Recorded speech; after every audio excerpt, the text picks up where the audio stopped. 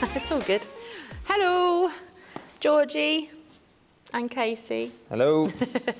We are today going to talk about, well, discussing some options that may help some of us all save some money coming into what we think is going to be quite a tight winter.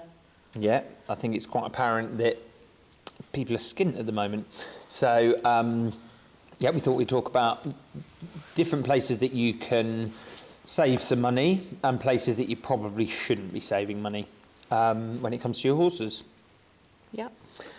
So where should we start? Well, I think you touched on a really good point about, feed. It seems to be a false economy to choose a cheaper food rather than that doesn't necessarily have as much nutritional value than it would be to, like you said, what do you feed your horses on the?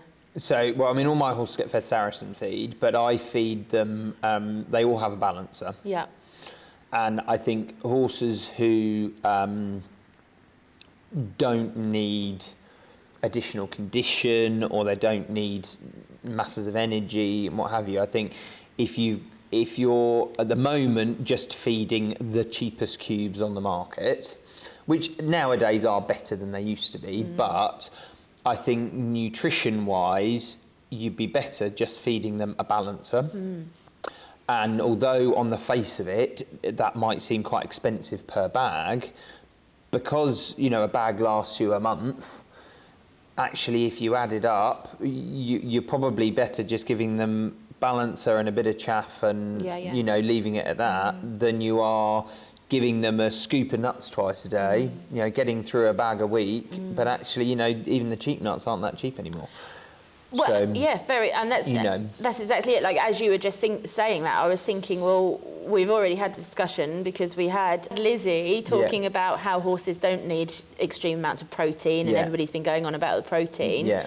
So, and they don't need a massive bulk food. I mean, I did a nutritional course through Oxford University years ago, and it says, really, a horse can only digest as much as a rugby ball size anyway. Yeah. So anything that we put in... a massive feed isn't necessarily the way to go. Because they'll only gain as much as they can out of that food. Once the tummy's full, the rest of it just gets passed through. Yeah, and I think as long as horses are fed good quality forage, and they have plenty of it, then, you don't need to feed masses of feed. No. Even when I had horses eventing at a high level, they weren't getting huge bucketfuls of feed. They were just getting the right feed. And I think if you start off with a balancer that is the right balancer for what you're doing with your horse, which some of them have higher energy values than others, and then you supplement it with an additional feed if required. Or but even if you some don't, of the powdered versions, the vitamin and mineral balances that you can get, the supplements that you can get. Which if you've got horses are really good doer, they don't need lots of feed. No. And I think the thing is people feel stingy putting a cup of balancer and some chaff in a bucket. Yeah. But actually, if they've got a big hay net and, they've got plenty of hay to eat, they don't care. Fibre first. Yeah. Fibre first. Fill them up on their fibre, get their nutritional value from a smaller condensed food, and save your money on all of the other things. Yeah.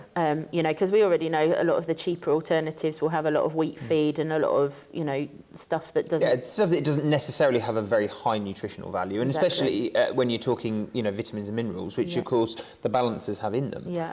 So, but then that kind of brings us on as well to saving money when it comes to forage. I mean, a lot of people that are one-horse owners are still buying, small bales of hay, or haylage.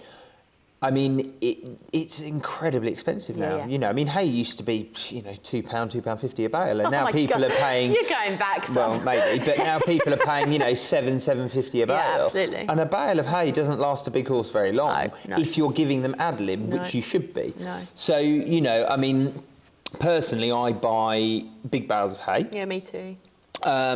Obviously, for some people, they don't find that practical, so yes, sometimes there's issues with storage, but that's where I would suggest maybe are you better buying big bales of haylage, which you can store outside. Obviously, if you're in a livery yard and you're only feeding one horse, I would suggest, have a chat with some of the other people who are also buying their small bales of hay. And say, well, why doesn't everybody club together? They buy, and you buy a big bale that you then split between the number of horses. Or even a whole pallet of the smaller bales. Do you know what I mean? Like if you club together and you get in a pallet of 30 bales of haylage, for example, on a pallet, it would probably be cheaper. It works out cheaper. Yeah. So if you've got 2 or 3 of you that can buy 10 or 15 at a time each, then you're paying less per bale. Yeah. And again, the small bags easy to store. They can be outside. They don't have to be covered. But I've got a couple of clients that I go around, and each year they kind of all put into a kitty, and they all decide who's put what in, and they pay equal amounts, and they buy a bulk and they fill up. But I think and it goes for bedding as well. I mean, my horses are on straw. I've had them on straw for years. Again, I buy that in big bales, so it's not as expensive.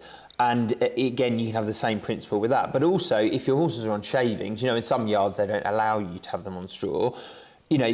Talk to everybody and say, look, let's buy an Arctic load.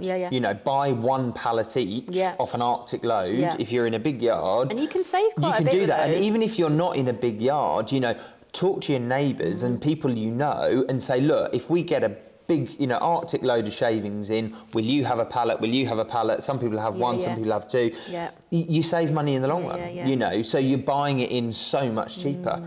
Arguably, sometimes with feed as well, if you talk to some of the local feed merchants, they're quite happy to do a bulk discount. Well, I know, like for us locally, we've got Marriages in Gladwell, Marriages Essex, Chelmsford Way. I know that they do exactly that. You can have a mixed pallet. Yeah, but if you buy a pallet, it's much cheaper. It's much cheaper. You get the prices off, and then at Gladwell's they do the same, and you can save your money and things like that. And so there's definitely different options, and like working as a community more on your own yards. And actually, absolutely. Talking to the other people in the yard and seeing, what are they buying, what do they need, and if you can mix a pallet, you might find that you could get, a weekly pallet delivery that services the whole yard. And because obviously feed is storing, you can't store it for really long periods of time.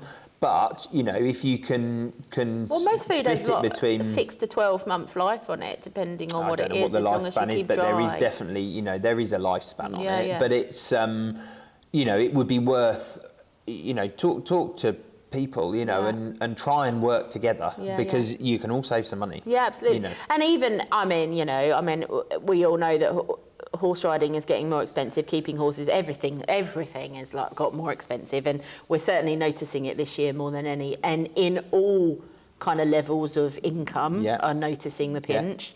And if we can save 50p on a bag of shavings or 50p on a bag of food, by the time you've added those all up, it still adds up, especially over the winter time. The thing is I think when you're trying to save money with horses, it's no different to, like we've spoken before about marginal gains in performance, where you're trying to get a little improvement from lots of things.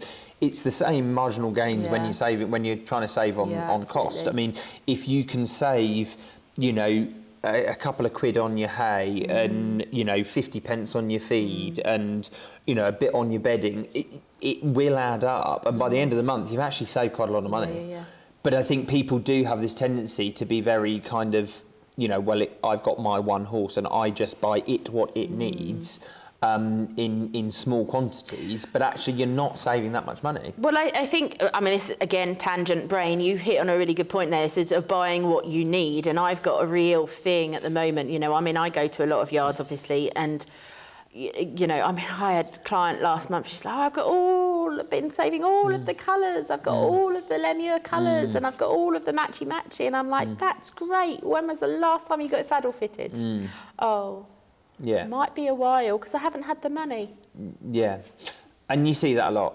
You do. You see it an awful lot. People want the fancy gear. In the end of the day, a saddlecloth is a saddlecloth. If it's decent material and it's well enough made, it doesn't really matter what colour it is or whatever. Having hundreds of matching sets. I've had clients that have got an obscene number of matching sets of cloths, boots, bandages, ears, all the rest of it, all in a set. They barely use half of them. But then, like you say, when if you say to them, you know, has the horse seen the physio lately? Oh yeah, but it's a bit expensive, and you know, and I'm like, yeah, but you've just bought a new set of stuff which probably costs 2 physio appointments. So have a physio appointment and don't buy the stuff, you know. Or even farriery. I mean, I feel sorry for you farriers out there at the moment, because I am seeing disastrous feet, and it's not because the farrier's done a good job, a bad job, sorry.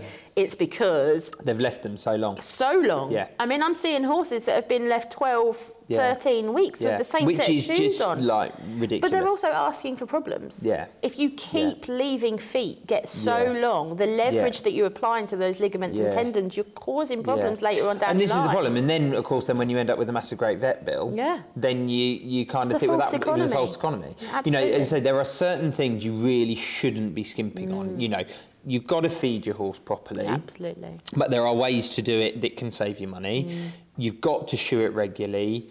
Because, I mean, apart from anything, it's pretty neglectful if you leave your horse's feet for weeks and weeks and weeks on end.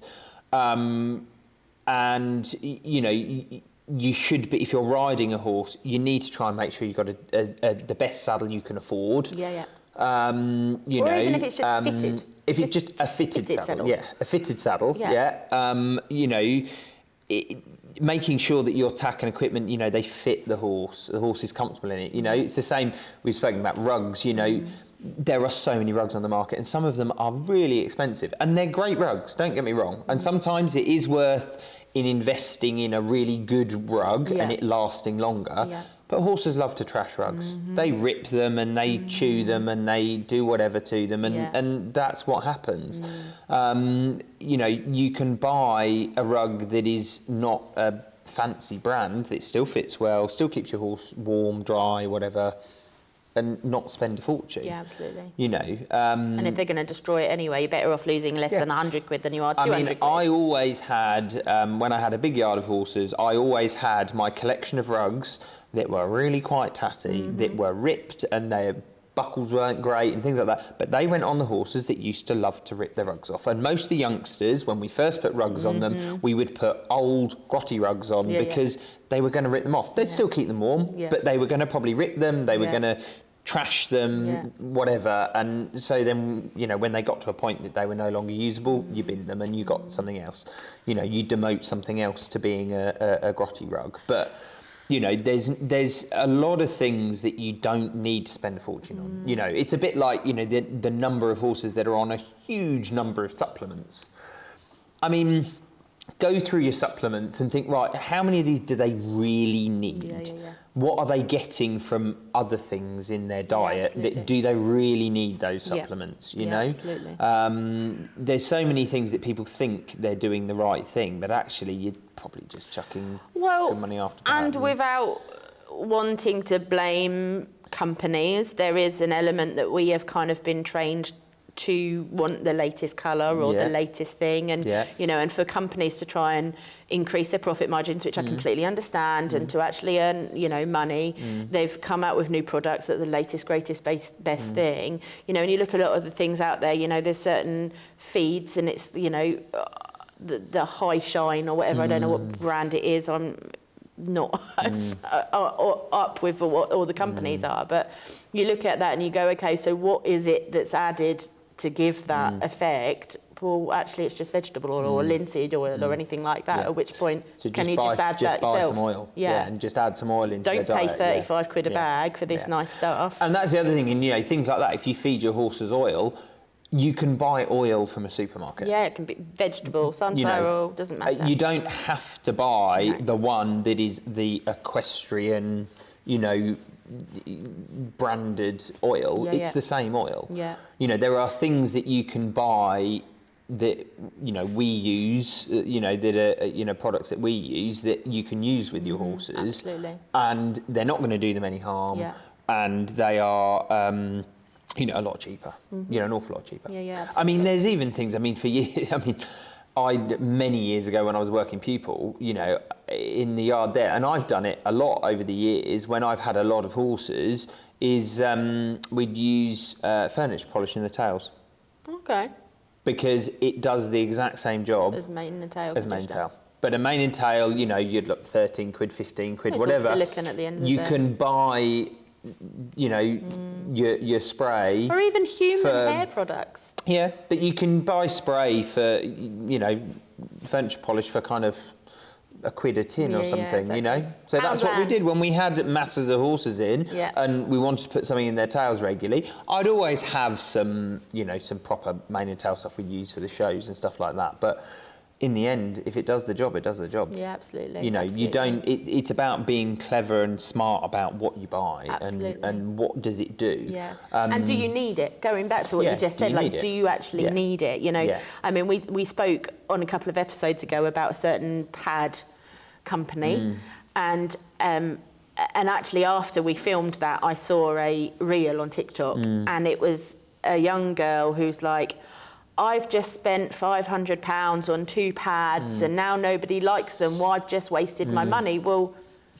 what has got to do with whether somebody likes them or not got to do why you purchased them? Surely you purchased them because they were a benefit to your horse. If they weren't, then you didn't need to spend the money in the first place, at which point you could have saved your money. You don't need to go along with what everybody else is doing. Just think, what do you need? What does your horse need? Where are your priorities? Exactly. Exactly. And I think that, you know, rather than buying the pads or buying the more expensive feed, if you can save money buying vegetable oil from Asda or Tesco's or wherever, then go ahead and do so, if that's what your horse requires, obviously. And if it means you don't buy the latest colour of brushing boots or pads or whatever, it means you can then get your feet done a little bit more regularly and things like that. Yeah, and I mean, but I think equally, you know, when you're thinking of buying other products to use on your horse, I mean, years gone by, you know, I've worked in plenty of yards where everything was bathed in fairy liquid because that's what we did. You know, you've got to be careful about things like that because actually, you know, in hindsight, it's not great for their coats and for their skin. And, you know, so you do have to be a little bit careful and bear in mind that things like shampoos aren't necessarily, the pH isn't balanced. You know, the pH balance of a human skin is different to an animal skin, you know, so it's things like that that actually you've got to kind of, there are things you can use.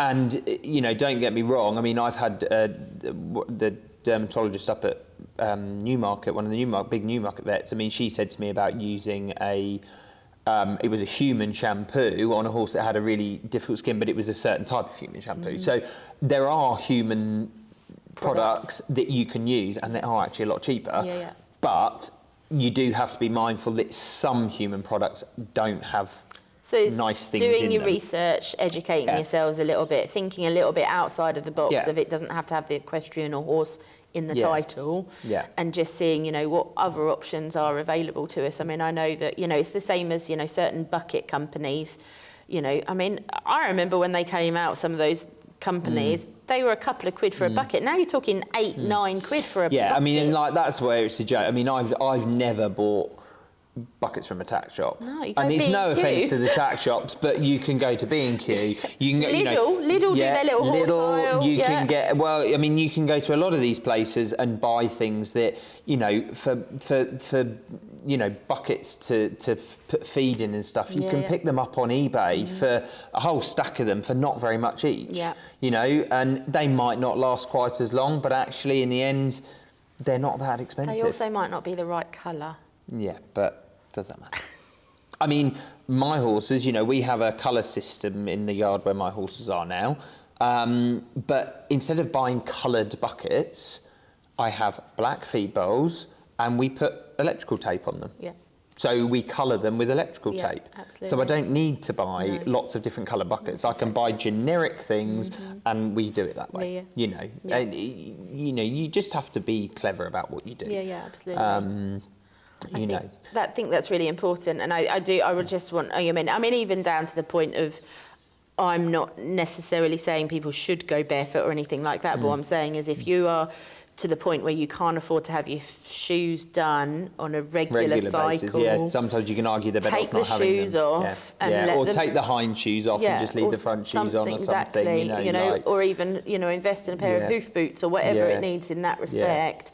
You know, which, you know, yes, you pay a pair of hoof boots 100 quid, say, but you've saved that in the time if you're going down to a trim rather than paying for a full set or a half set or whatever. Yeah.